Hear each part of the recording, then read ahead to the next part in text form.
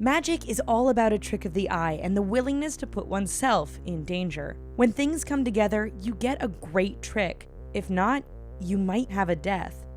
Princess Tenko.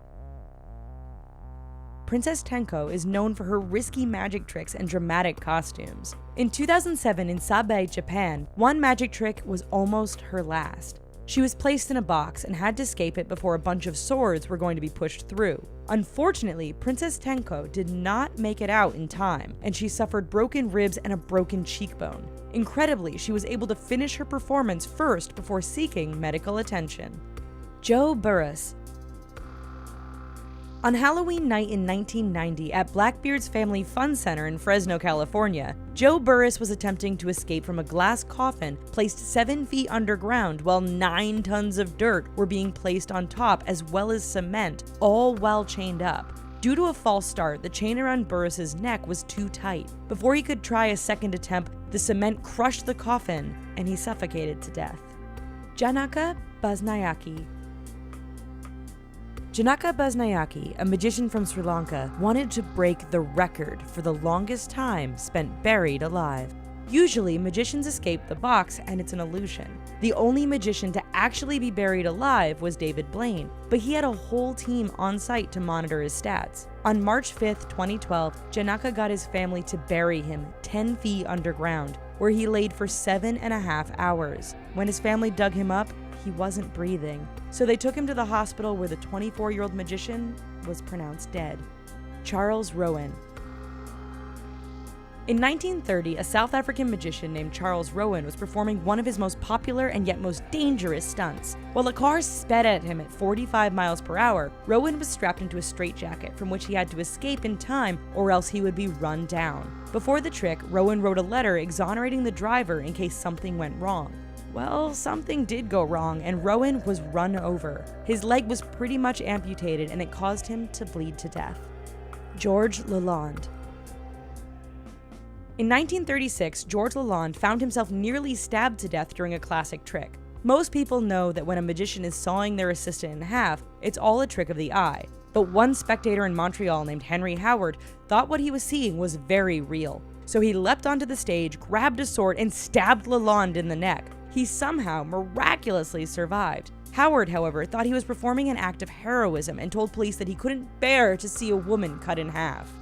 Jeff Rayburn Hooper. 23-year-old Jeff Rayburn Hooper was practicing a magic trick for the Winona Lake Bible Conference, which involved escaping from shackles while underwater. So he swam out 100 yards from shore to practice on July 7, 1984. While he did successfully free himself from the shackles, he had a hard time getting back to shore due to the high winds. The winds made it nearly impossible for anyone to reach Hooper in time, and he drowned. Madame Delinsky.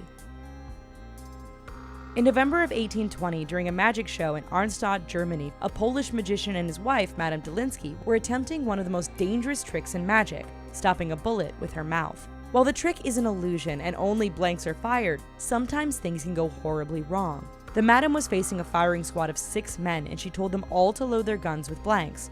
One didn't follow directions and shot her in the abdomen. She died 2 days later. The Great Lafayette. The Great Lafayette, also known as Sigmund Neuberger, was a German magician who was one of the most famous and highest paid magicians of all time. Right before he was starting his magic show run at the Empire Theatre in Edinburgh, Scotland, his beloved terrier named Beauty died. Lafayette got the local city council to agree to bury the dog in Pierce Hill Cemetery on the condition that he would be buried next to the dog when he died. During a performance on May 9, 1911, after he performed his famous Lion's Bride trick, an oriental lampshade burst into flames and the stage was set ablaze. Lafayette had the doors locked to prevent people from coming in. 10 people died, including Lafayette, whose body was found under the stage. He would fulfill his agreement to the Pierce Hill Cemetery sooner than he thought. Genesta.